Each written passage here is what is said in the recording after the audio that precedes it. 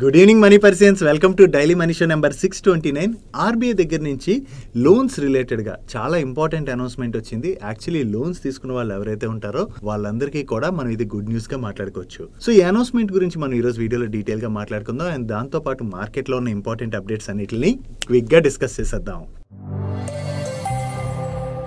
ముందుగా ఈరోజు market update చూసినట్లయితే మన మార్కెట్ ఈరోజు ఆల్మోస్ట్ ఫ్లాట్ గా క్లోజ్ అయింది. చివరికి ఈరోజు సెషన్ లో సెన్సెక్స్ 3 పాయింట్స్ పెరిగి 65,220 పాయింట్స్ కి క్లోజ్ అయినట్లయితే నిఫ్టీ 2 పాయింట్స్ పెరిగి 19,396 పాయింట్స్ కి క్లోజ్ అయింది. అండ్ ఈరోజు సెషన్ లో మిడ్ క్యాప్ ఇండెక్స్ 0.90% పెరిగినట్లయితే స్మాల్ క్యాప్ ఇండెక్స్ 0.72% పెరిగింది. And bank Nifty almost flat గా క్లోజ్ అయింది.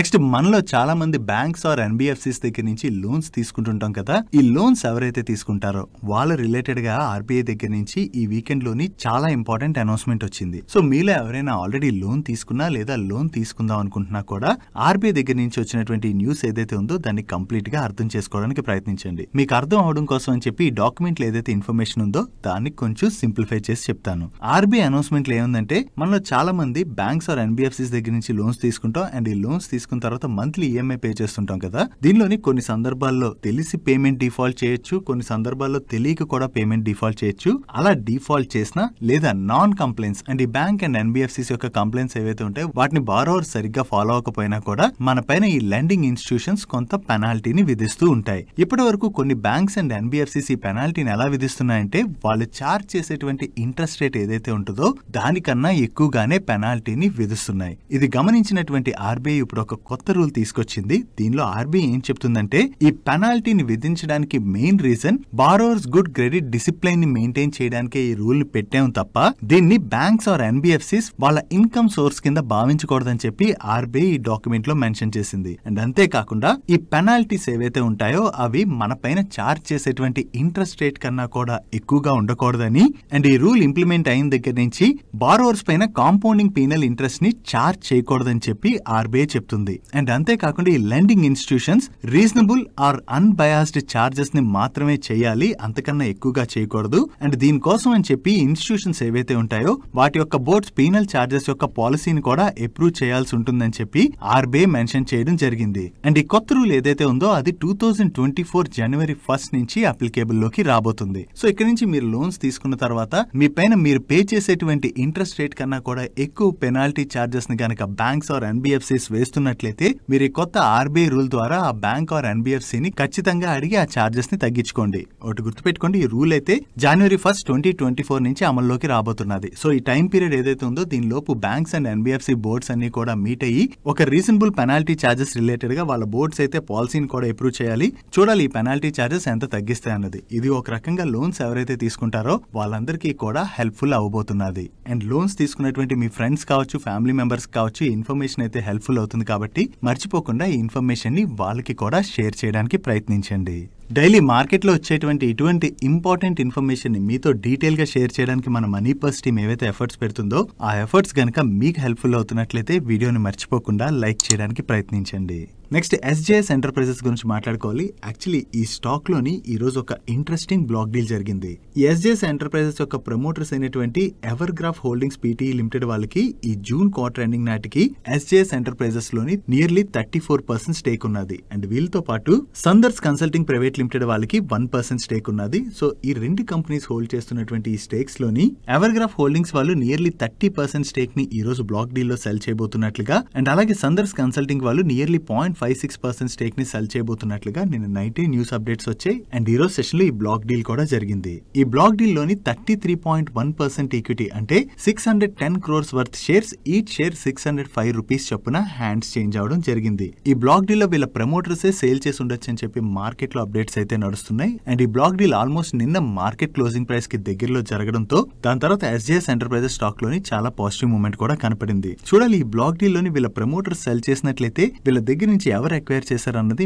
మేబీ ఎవరైనా పెద్ద ఇన్వెస్టర్ ఏమైనా ఎంటర్ అయ్యారా అన్నది మనకి ఈ రోజు నైట్ కి అప్డేట్ అవుతుంది. సో ఈ రోజు సెషన్ లో జరిగినటువంటి ఇంట్రెస్టింగ్ బ్లాక్ డీల్ ఇది. దీని డీటెయిల్స్ అయితే నైట్ కి అప్డేట్ అవుతాయి కాబట్టి దీనిలో సెల్లర్స్ ఎవరు అండ్ బయర్స్ ఎవరు అన్న డీటెయిల్స్ ని మనం ట్రాక్ చేయడం ఇంపార్టెంట్. నో ఈ బ్లాక్ డీల్ లో వీళ్ళ ప్రమోటర్స్ నియర్లీ 30% స్టేక్ ని ఇప్పుడు సెల్ చేశారు కదా. రిమైనింగ్ స్టేక్ ఏదైతే ఉందో దానిపైన వీళ్ళ ప్రమోటర్స్ అయినటువంటి ఎవర్గ్రాఫ్ హోల్డింగ్స్ వాళ్ళకి రిమైనింగ్ స్టేక్ ఏదైతే ఉందో దానిపైన 2024 నవంబర్ 10th వరకు లాక్ ఇన్ పీరియడ్ ఉండబోతుంది. సో అప్పటి వరకు వీళ్ళు ఈ స్టేక్ అయితే సెల్ సెల్ చేయలేరు. నెక్స్ట్ ఈ రోజు సెషన్ లో మార్కెట్ క్లోజ్ అయ్యే ముందు ఒక్కసారి BCL ఇండస్ట్రీ స్టాక్ లోను అండ్ అలాగే గ్లోబల్ స్పిరిట్ స్టాక్ లోను జంప్ కనపడింది కదా. దీనికి రీజన్ OMCs ఇక్కడ నుంచి damaged food grain and maize తోనే ఎవరైతే ఇథనాల్ ని ప్రొడ్యూస్ చేస్తుంటారో వాళ్ళకి అడిషనల్ గా పెర్ లీటర్ 3.71 రూపీస్ ఇన్సెంటివ్ ని ప్రొవైడ్ చేయబోతున్నట్లుగా న్యూస్ అప్డేట్స్ వస్తున్నాయి. ఇప్పుడు damaged food grain and maize పైన ఇచ్చేటువంటి అడిషనల్ ఇన్సెంటివ్ ఏదైతే ఉందో ఈ total incentive amount August 7th నుంచి ఇవ్వబోతున్నట్టుగా షేర్ చేస్తున్నారు. సో ఈ అప్డేట్ ఎప్పుడైతే వచ్చిందో దాంతోనే మనకి BCL industries and global spirit stocks లోని పాజిటివ్ మూమెంటం కనపడింది. ఇంకా ఈ కంపెనీస్ తో పాటు రిమైనింగ్ ఏ కంపెనీస్ అయితే ఈ damage food grain and maize తోని ఇథనాల్ ను ప్రొడ్యూస్ చేస్తాయో ఆ కంపెనీస్ అన్నిటికీ కూడా ఈ అప్డేట్ పాజిటివ్ కానున్నది. నెక్స్ట్ వైకామ్ 18 లోని రిలయన్స్ ఇండస్ట్రీస్ వాళ్ళు మెజారిటీ స్టేక్ ని హోల్డ్ చేస్తున్నారు. ఈ వైకామ్ 18 లోని బోధి ట్రీ వాళ్ళకి కూడా ఆల్మోస్ట్ 13% స్టేక్ ఉన్నది. ఈ ఇన్వెస్ట్మెంట్ ఫామ్ అయినటువంటి బోధి ట్రీ వాళ్ళు ఇప్పుడు రిలయన్స్ ఇండస్ట్రీస్ కి 953 crores పే చేయడం ద్వారా బోధి ట్రీలోని అడిషనల్ గా 2.89% స్టేక్ ని అక్వైర్ చేసినట్లుగా న్యూస్ అప్డేట్స్ వస్తున్నాయి. దీంతోని వైకామ్ 18 లోని బోధి ట్రీ వాళ్ళ షేర్ హోల్డింగ్ 13% నుంచి 15.97% కి పెరిగింది. సో ఎప్పుడైతే బోధి ట్రీ వాళ్ళు వైకామ్ 18 లోని వాళ్ళ స్టేక్ ని పెంచుకున్నారని అప్డేట్ వచ్చిందో దాంతోని ఈ రోజు సెషన్ లోని ఈ వైకామ్ 18 లోని స్టేక్ హోల్డర్ అయినటువంటి TV18 స్టాక్ లో పాజిటివ్ మూమెంటం చూసాం. అండ్ అలాగే ఈ TV18 యొక్క ప్రమోటర్ అయినటువంటి నెట్వర్క్ 18 స్టాక్ లో కూడా మనకి పాజిటివ్ మూమెంటం కనపడింది. నా ఇప్పుడు వైకామ్ 18 లోని ఈ బోధి ట్రీ వాళ్ళు ఇన్వెస్ట్ చేశారు అనగానే TV18 and network 18 stocks positive గా రియాక్ట్ అయ్యాయి కదా. నా వైకామ్ 18 లోని బోధి ట్రీ వాళ్ళు ఇన్వెస్ట్ చేశారు. అండ్ అంతేకాకుండా ఈ వైకామ్ 18 రిలేటెడ్ గా చాలా బస్ కూడా వినబడుతుంది. లైక్ డిజిటల్ సైడ్ అది రిలయన్స్ ఇండస్ట్రీస్ వాళ్ళు దీన్ని చాలా బాగా గ్రో చేయాలని చూస్తున్నారు. సో దీనివల్ల ఈ వైకామ్ 18 లోని TV18 వాళ్ళకి షేర్ హోల్డింగ్ ఉన్నది కాబట్టి ఈ TV18 వాళ్ళకి పాజిటివ్ కానున్నది. అండ్ ఈ TV18 యొక్క ప్రమోటర్స్ అయినటువంటి నెట్వర్క్ 18 కి కూడా పాజిటివ్ కానున్నది అని చెప్పి మీడియాలో అయితే న్యూస్ అప్డేట్స్ నడుస్తున్నాయి.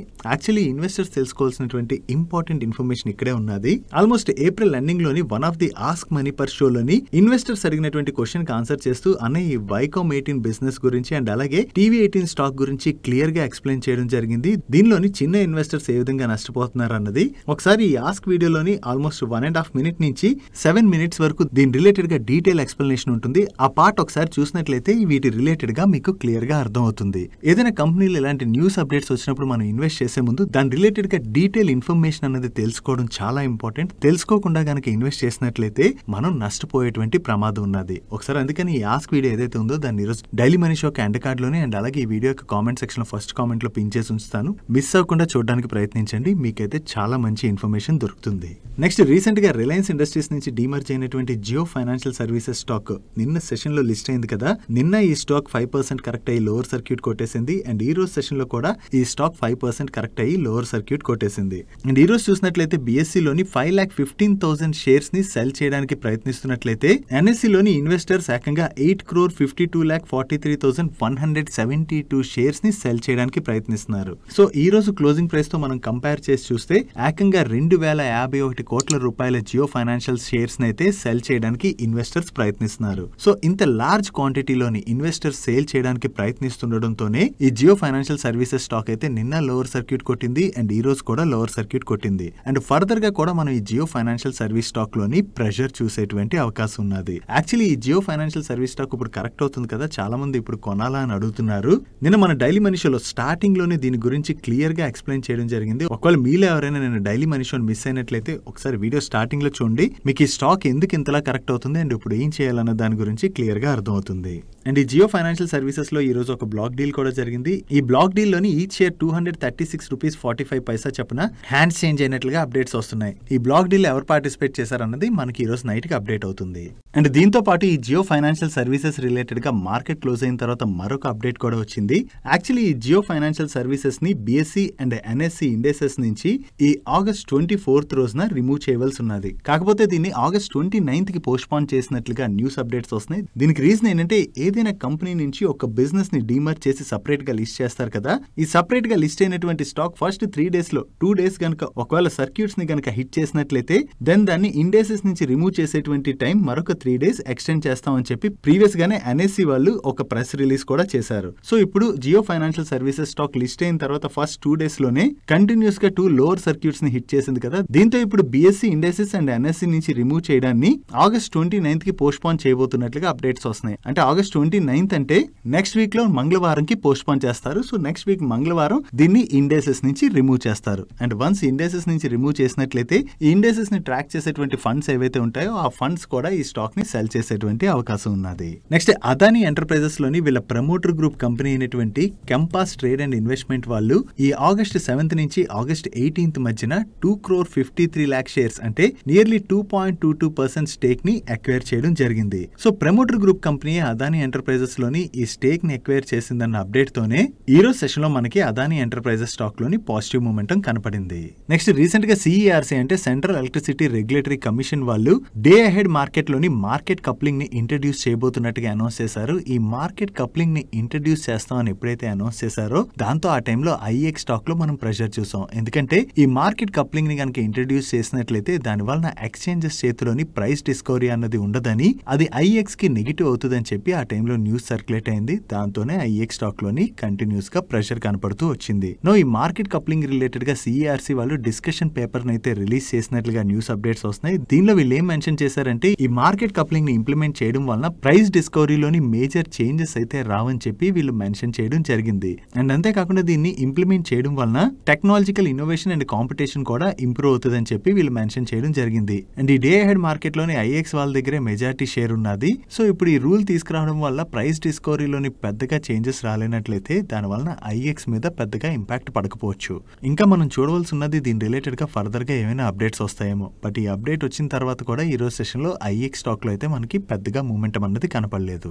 నెక్స్ట్ ఈ రోజు సెషన్ లో మార్నింగ్ నుంచి కార్ట్రేడ్ స్టాక్ లోని పాజిటివ్ మూమెంటం కనపడి చివరికి 4% పైనే పెరిగింది కదా. ఈ రోజు కార్ట్రేడ్ స్టాక్ పెరగడానికి రీజన్ ఏంటంటే బ్రోకరేజ్ హౌసెస్ అయినటువంటి సిటీ వాళ్ళు అండ్ నోమ్రా వాళ్ళు కార్ట్రేడ్ స్టాక్ కి బై రేటింగ్ ఇవ్వడం జరిగింది. దీనికి నోమ్రా వాళ్ళు బై రేటింగ్ ఇచ్చి 678 రూపీస్ టార్గెట్ ప్రైస్ ని ఇచ్చినట్లయితే సిటీ వాళ్ళు బై రేటింగ్ ఇచ్చి 624 రూపీస్ టార్గెట్ ప్రైస్ ని ఇచ్చారు. వీళ్ళు బై రేటింగ్ ఇచ్చి టార్గెట్ ప్రైస్ ని పెంచడానికి చెప్తున్నటువంటి రీజన్ ఏంటంటే రీసెంట్ గా కార్ట్రేడ్ వాళ్ళు ఓఎల్ఎక్స్ ఇండియా ఒక క్లాసిఫైడ్ ప్లాట్ఫామ్ ని అండ్ C2B ట్రాన్సాక్షన్ బిజినెస్ ఈ 2 బిజినెస్ ని అక్వైర్ చేయడం జరిగింది కదా.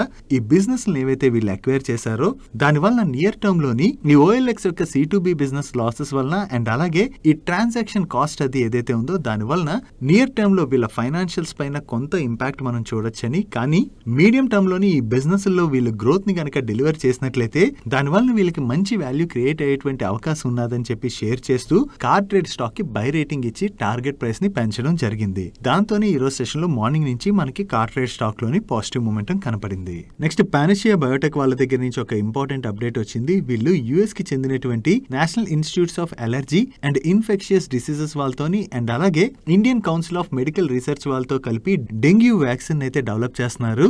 అండ్ ఈ వ్యాక్సిన్ రిలేటెడ్ గా వీళ్ళకి DCGA వాళ్ళ దగ్గర నుంచి త్వరలోనే అప్రూవల్స్ కనుక వచ్చినట్లయితే దీని యొక్క phase 3 క్లినికల్ ట్రయల్స్ కూడా వీళ్ళు త్వరలోనే స్టార్ట్ చేస్తామని ఎక్స్పెక్ట్ చేస్తున్నట్టుగా కూడా కామెంట్ చేయడం జరిగింది. సో ఈ వ్యాక్సిన్ తయారీని చూసేందుకు గాను యుఎస్ అంబాసిడర్ అయినటువంటి ఎరిక్ గార్సెటీ గారితో పాటు వేరియస్ గ్లోబల్ అంబాసిడర్స్ ఈ ఆగస్ట్ 21 రోజున అంటే నిన్న పానసియా బయోటెక్ యొక్క advance research and development centre ని విజిట్ చేసినట్టుగా కూడా వీళ్ళు షేర్ చేయడం జరిగింది. వీళ్ళ దగ్గర నుంచి అనౌన్స్మెంట్ రావడంతోనే ఈ రోజు సెషన్ లోని పానసియా బయోటెక్ స్టాక్ 20% పెరిగి అప్పర్ సర్క్యూట్ లో లాక్ అయిపోయింది. నెక్స్ట్ న్యూజెన్ సాఫ్ట్వేర్ టెక్నాలజీస్ వాళ్ళకి ఒక ఇంటర్నేషనల్ క్లయింట్ దగ్గర నుంచి licence product implementation and support services related గా $9,90,000 వర్త్ ఆర్డర్ వచ్చింది. అది మన ఇండియన్ కరెన్సీలో చూసినట్లయితే అప్రాక్సిమేట్లీ 8 crores వర్త్ ఆర్డర్ వచ్చింది. వీళ్ళకి ఆర్డర్ వచ్చిందన్న అప్డేట్ తోనే ఈ రోజు సెషన్ లో న్యూజెన్ సాఫ్ట్వేర్ టెక్నాలజీ స్టాక్ 6% పైనే పెరిగింది. నెక్స్ట్ ఈ రోజు మన రోడ్ ట్రాన్స్పోర్ట్ మినిస్ట్రీ అయినటువంటి నితిన్ గడ్కరీ గారు భారత్ ప్రోగ్రామ్ ని లాంచ్ చేయడం జరిగింది. ఈ భారత్ ప్రోగ్రామ్ అంటే Bharat new car assessment programme. ఈ ప్రోగ్రామ్ లో భాగంగా మెయిన్లీ పాసెంజర్ కార్స్ యొక్క సేఫ్టీని ఇంప్రూవ్ చేయడానికి గవర్నమెంట్ ఆఫ్ ఇండియా అయితే ప్రయత్నిస్తుంది. రీసెంట్ గా రోడ్ యాక్సిడెంట్స్ అయితే పెరిగిపోయాయి కదా, దీనిలోని చాలా మంది ప్రాణాలు కూడా కోల్పోతున్నారు. సో దీన్ని కంట్రోల్ చేయడానికి అని చెప్పి గవర్నమెంట్ ఆఫ్ ఇండియా ఈ ప్రోగ్రామ్ ని లాంచ్ చేయడం జరిగింది. దీనిలో భాగంగా కార్ మ్యానుఫ్యాక్చరర్స్ ఎవరైతే ఉంటారో వాళ్ళు ఆటోమోటివ్ ఇండస్ట్రీ స్టాండర్డ్స్ 197 ప్రకారం వాళ్ళ కార్స్ ని టెస్ట్ చేయవలసి ఉంటుంది. ఈ టెస్ట్లు ఏవైతే అవుతాయో వాటిలోని ఆ కార్స్ యొక్క పెర్ఫార్మెన్స్ ని బట్టి వాటికి స్టార్ రేటింగ్స్ అన్నవి ఇస్తారు. దీన్ని బట్టి మనకి సేఫ్టీలో ఏ కార్ కి అయితే ఎక్కువ రేటింగ్స్ వస్తాయో దాన్ని బట్టి కార్ ని చాలా మంది కొనుక్కునేటువంటి అవకాశం ఉంటుంది. రీసెంట్ గా చాలా మందికి సేఫ్టీ కన్సర్న్ అయితే పెరిగింది కదా, దానివల్ల ఈ స్టార్ రేటింగ్ ఎండ్ యూజర్స్ కి ఒక రకంగా హెల్ప్ఫుల్ అవుతుంది. కాకపోతే ఈ కార్స్ అన్నిటిలో కూడా హై స్టాండర్డ్స్ ని తీసుకురావడానికి కార్ మ్యానుఫ్యాక్చరర్స్ OEMs ఏవైతే ఉంటాయో వాళ్ళ మ్యానుఫ్యాక్చరింగ్ కాస్ట్ కూడా పెరిగేటువంటి అవకాశం ఉన్నది. ఒకవేళ మ్యానుఫ్యాక్చరింగ్ కాస్ట్ పెరిగినట్లయితే అల్టిమేట్లీ దాన్ని ఎండ్ యూజర్ కే ట్రాన్స్ఫర్ చేస్తారు. నెక్స్ట్ ఈ రోజు సెషన్ లో రెయిన్బో హాస్పిటల్ స్టాక్ 6% పైనే పెరిగింది కదా. దీని దీనికి రీజన్ ఈ రెయిన్బో హాస్పిటల్స్ వాళ్ళకి August 23 అంటే రేపు మోతీలాల్ ఓస్వాల్ వాళ్ళతోని analyst and institutional investor meeting ఉన్నది. సో మోతీలాల్ వాళ్ళతోని వీళ్ళకి ఇన్స్టిట్యూషనల్ ఇన్వెస్టర్ మీటింగ్ ఉన్నదని చెప్పే అప్డేట్ తోనే ఈ రోజు సెషన్ లో మనకి స్టాక్ లో పాజిటివ్ మూమెంటం కనపడింది. Next Tata power renewable energy limited, ఇది టాటా పవర్ వాళ్ళ సబ్సిడరీ కంపెనీ. వీళ్ళ గురించి మనం ఇప్పుడు ఎందుకు మాట్లాడుకుంటున్నాం అంటే వీళ్ళ గ్రూప్ కంపెనీ అయినటువంటి టాటా మోటార్స్ తోని ఒక పవర్ పర్చేస్ అగ్రిమెంట్ సైన్ చేశారు. దీనిలో భాగంగా టాటా మోటార్స్ కి ఉన్నటువంటి పంత్ నగర్ ప్లాంట్ లో వీళ్ళు 9 MWP సోలార్ పవర్ ప్లాంట్ ని నెక్స్ట్ 6 months లో కమిషన్ చేయబోతున్నారు. ఆల్రెడీ టాటా మోటార్స్ యొక్క పంత్ నగర్ ప్లాంట్ లో వీళ్ళు ప్రీవియస్ గా కూడా 7 MWP సోలార్ పవర్ ప్లాంట్ అయితే కమిషన్ చేశారు. కొత్తగా కమిషన్ చేసేటువంటి 9 MWP సోలార్ పవర్ ప్లాంట్ తో కలుపుకుని టోటల్ గా ఈ టాటా మోటార్స్ యొక్క పంత్ నగర్ ప్లాంట్ లో వీళ్ళు 16 MWP సోలార్ పవర్ ప్లాంట్ ని కమిషన్ చేయబోతున్నట్టుగా మనం అర్థం చేసుకోవచ్చు. సో వన్స్ ఇప్పుడు కొత్తగా స్టార్ట్ చేసేటువంటి ఈ ప్లాంట్ కూడా కమిషన్ అయినట్లయితే టాటా మోటార్స్ ఈ ప్లాంట్ కి ఏదైతే పవర్ రిక్వైర్మెంట్ ఉంటుందో దానిలోని 60% ఆఫ్ ది పవర్ ఈ ప్రాజెక్ట్ నుంచే రాబోతున్నది. Next roads and industries, oil and gas ఈ సెక్టర్స్ లోని ఇన్ఫ్రా ఇంజనీరింగ్ ఆఫర్ చేసేటువంటి WelSpun ఎంటర్ప్రైజెస్ వాళ్ళు ప్రీవియస్ గానే ఆతుమ్ investments and Sansar housing finance నుంచి under tunnel sewage water engineering works ను ఆఫర్ చేసేటువంటి మిచిగాన్ ఇంజనీరింగ్ వర్క్స్ అనేటువంటి కంపెనీలో 50% స్టేక్ ని అక్వైర్ చేయబోతున్నట్టుగా అనౌన్స్ చేశారు. ఎక్విజిషన్ ఈ August 21 అంటే నిన్న కంప్లీట్ అయింది. ఎక్విజిషన్ చేయడం ద్వారా WelSpun ఎంటర్ప్రైజెస్ వాళ్ళకి వచ్చేటువంటి అడ్వాంటేజ్ ఏంటంటే వీళ్ళు వాటర్ ఇన్ఫ్రా బిజినెస్ అయితే ఎక్స్పాండ్ చేయాలని ప్లాన్ చేశారు. సో వీళ్ళ ప్లాన్ ఏదైతే ఉందో దానిలో భాగంగానే ఎక్విజిషన్ చేశామని, దానివల్ల వీళ్ళ వాటర్ ఇన్ఫ్రా బిజినెస్ అయితే ఎక్స్పాండ్ అవబోతున్నట్లుగా వీళ్ళ మేనేజ్మెంట్ కామెంట్ చేయడం జరిగింది. నెక్స్ట్ లెమన్ ట్రీ హోటల్స్ వాళ్ళు మన కంట్రీలో వాళ్ళ బిజినెస్ అయితే కంటిన్యూస్ గా ఎక్స్పాండ్ చేసుకుంటూ వెళ్తున్నారు. దీనిలో భాగంగా వీళ్ళు వేరియస్ ప్రాపర్టీస్ తోని అగ్రిమెంట్ సైన్ చేస్తున్నారు. ఇప్పుడు కొత్తగా మరొక 2 అగ్రిమెంట్స్ అయితే సైన్ చేశారు. ఒకటి ఒడిశా భువనేశ్వర్ లో అయితే, మరొకటి హిమాచల్ ప్రదేశ్ కసోలీలోని. ఈ ఒడిశా భువనేశ్వర్ ప్రాపర్టీ ఏదైతే ఉందో దీనిలోని 60 రూమ్స్ ఉన్నాయి అండ్ ఈ ప్రాపర్టీ ఫైనాన్షియల్ ఇయర్ 24 Q4 కల్లా కూడా ఆపరేషన్ లోకి రాబోతున్నది. అండ్ హిమాచల్ ప్రదేశ్ కసోలీలో ఉన్నటువంటి ప్రాపర్టీలోని 50 రూమ్స్ ఉన్నాయి అండ్ ఈ ప్రాపర్టీ ఫైనాన్షియల్ ఇయర్ 26 Q3 కల్లా కూడా ఆపరేషన్ లోకి రాబోతుంది. ఈ బిజినెస్ ఎక్స్పాన్షన్ ఏదైతే చేసుకుంటూ వెళ్తున్నారో అది కంపెనీ రిలేటెడ్ గా పాజిటివ్. దట్టు మన కంట్రీలోని రీసెంట్ గా ట్రావెలింగ్ బాగా పెరిగింది కాబట్టి హాస్పిటాలిటీ సెక్టర్ కి అయితే బిజినెస్ కూడా బాగా జరుగుతున్నది. సో ఇది కంపెనీ రిలేటెడ్ గా పాజిటివ్ కాబట్టి ఈ రోజు సెషన్ లో మనకి లెమన్ ట్రీ స్టాక్ లో పాజిటివ్ మూమెంటం కనపడింది. నెక్స్ట్ స్పెషాలిటీ కెమికల్స్ మ్యానుఫ్యాక్చర్ చేసేటువంటి ఇండో అమైన్స్ లిమిటెడ్ స్టాక్ లో ఈ రోజు మార్నింగ్ నుంచి పాజిటివ్ మూమెంటం కనపడింది కదా. దీనికి రీజన్ ఏంటంటే ప్రీవియస్ గా వీళ్ళకి గుజరాత్ వడోదరలో ఉన్నటువంటి మ్యానుఫ్యాక్చరింగ్ ప్లాంట్ లోని గుజరాత్ పొల్యూషన్ కంట్రోల్ బోర్డు వాళ్ళు ఆదేశించినటువంటి సర్టెన్ డైరెక్షన్స్ ఏవైతే ఉంటాయో వాటిని ఫాలో అవ్వకపోవడంతో పాటు మాన్సూన్ యాక్షన్ ప్లాన్ ని వీళ్ళు సబ్మిట్ చేయకపోవడం వల్ల ఈ ప్లాంట్ ని టెంపరీగా క్లోజ్ చేయాలని గుజరాత్ పొల్యూషన్ కంట్రోల్ బోర్డు వాళ్ళు ఆదేశించారు. ఆ టైంలో వీళ్ళు ఏం చెప్పారంటే ఈ ప్లాంట్ ని క్లోజ్ చేయడం వల్ల మా మీద పెద్దగా ఇంపాక్ట్ ఉండదు, ఎందుకంటే ప్రొడక్షన్ అది మా దగ్గర కావాల్సినంత ప్రొడక్షన్ ఉన్నది అని చెప్పి వీళ్ళ మేనేజ్మెంట్ అయితే కామెంట్ చేసింది. ఇప్పుడు గుజరాత్ పొల్యూషన్ కంట్రోల్ బోర్డు వాళ్ళ దగ్గర నుంచి వీళ్ళకి ఒక పాజిటివ్ న్యూస్ వచ్చింది. ఈ ప్లాంట్ ని అయితే రీఓపెన్ చేసుకోవడానికి వీళ్ళకి గుజరాత్ పొల్యూషన్ కంట్రోల్ బోర్డు దగ్గర నుంచి పర్మిషన్ వచ్చింది. అండ్ ఈ ప్లాంట్ ని వీళ్ళు August 21 అంటే నిన్న రీఓపెన్ చేయడం జరిగింది. సో ఈ ప్లాంట్ మళ్ళీ రీఓపెన్ అయిపోయింది కాబట్టి ప్రొడక్షన్ కూడా మళ్ళీ స్టార్ట్ అవుతుంది. సో ఇది కంపెనీ రిలేటెడ్ గా పాజిటివ్ అప్డేట్ కాబట్టి ఈ రోజు సెషన్ లో మనం స్టాక్ లో పాజిటివ్ మూమెంటం చూసాం. Next steel tubes and pipes ని మ్యానుఫ్యాక్చర్ చేసేటువంటి JTL ఇండస్ట్రీస్ వాళ్ళు ప్రీవియస్ గా 1:1 బోనస్ ఇష్యూని అనౌన్స్ చేశారు. ఈ బోనస్ ఇష్యూకి వీళ్ళు 7th September ని రికార్డ్ డేట్ గా ఫిక్స్ చేయడం జరిగింది. సో ఒకవేళ మీరు ఎవరైనా ఈ బోనస్ ఇష్యూలో పార్టిసిపేట్ చేయాలనుకున్నట్లయితే 7th September నాటికల్లా మీ డీమ్యాట్ అకౌంట్ లోని ఈ షేర్స్ క్రెడిట్ అయి ఉండాలి. ఈ బోనస్ ఇష్యూ ఏదైతే వస్తుందో దానివల్ల మనకి ఫ్రీగా షేర్ వస్తుందని చాలా మంది అనుకుంటారు. సో ఇక్కడ ఫ్రీగా షేర్ రావడం కాదు, ఏదైతే రేషియోలో వీళ్ళు బోనస్ ఇష్యూ చేయబోతున్నారో అదే రేషియోలోని ఈ స్టాక్ ప్రైస్ కూడా మనకి అడ్జస్ట్ అయిపోతుంది. నెక్స్ట్ RVNL వాళ్ళు మసకాని పారాదీప్ రోడ్ వికాస్ నిగమ్ లిమిటెడ్ అనేటువంటి ఒక సబ్సిడరీ కంపెనీని ఇన్కార్పొరేట్ చేశారు. ఈ సబ్సిడరీ కంపెనీని ఇన్కార్పొరేట్ చేయడం వెనకాల ఉన్నటువంటి రీజన్ ఏంటంటే వీళ్ళు ప్రీవియస్ గా ఒక టెండర్ విన్ అవడం జరిగింది. ఈ టెండర్ లో భాగంగా వీళ్ళు ఒరిస్సాలోని మసకాని అండ్ పారాదీప్ వీటి మధ్యన 100 kilometers 4-lane రోడ్ అయితే కన్స్ట్రక్ట్ చేయాలి. సో దీనికోసం అని చెప్పి వీళ్ళు ఇప్పుడు ఈ సబ్సిడరీ కంపెనీని ఇన్కార్పొరేట్ చేశారు. ఈ ప్రాజెక్ట్ ఏదైతే ఉందో అది 2025 కల్లా కంప్లీట్ అవుతుందని వీళ్ళు ఎక్స్పెక్ట్ చేస్తున్నారు. అండ్ దీని యొక్క estimated cost 1500 crores. That's it for today's daily money show guys. ఈ రోజు డైలీ మనీషో మేము షేర్ చేసిన ఇన్ఫర్మేషన్ మీకు నచ్చినట్లయితే వీడియోని లైక్ చేయండి అండ్ ఈ video me friends and family members helpful అవుతుందంటే ఈ వీడియోని వాళ్ళకి షేర్ చేయండి. అండ్ మీరుదే ఫస్ట్ టైం మన మనీ పర్ ఛానల్కి వచ్చి ఛానల్ ఇంకా సబ్స్క్రైబ్ చేయలేనట్లయితే ఇటువంటి ఇంట్రెస్టింగ్ అప్డేట్స్ ని రెగ్యులర్ గా ఫాలో అవడానికి ఇక్కడ ఉన్న ఛానల్ లోగో మీద క్లిక్ చేసి ఛానల్ సబ్స్క్రైబ్ చేస్తూ పక్కన ఉన్న బెల్ ఐకాన్ లో ఆల్ నోటిఫికేషన్స్ యాక్టివేట్ చేసుకోండి. నేను చంద్రశేఖర్ పత్రి మరొక ఇంట్రెస్టింగ్ వీడియోతో కలుద్దాం. Good night.